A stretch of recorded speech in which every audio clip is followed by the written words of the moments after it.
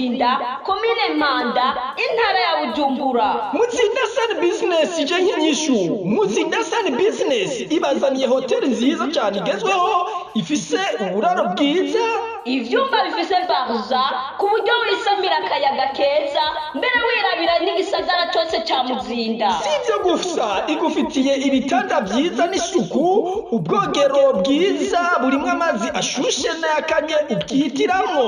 Kungenzi ku miryango yaronka abashitsi bakabura aho babaraza, ubu kiragemutse.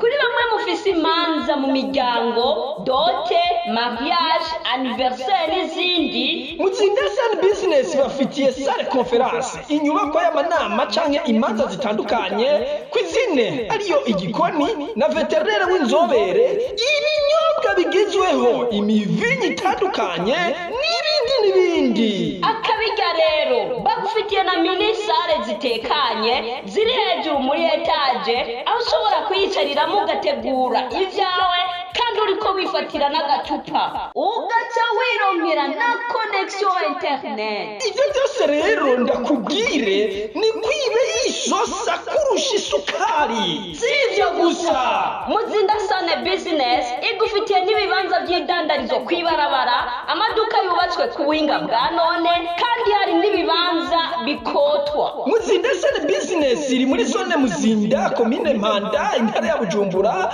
ku metero nka 20 uvuye ku ibarabara RN9 winjira mu ibarabara rija mu Rugazi mu kuboko kw'iburyo.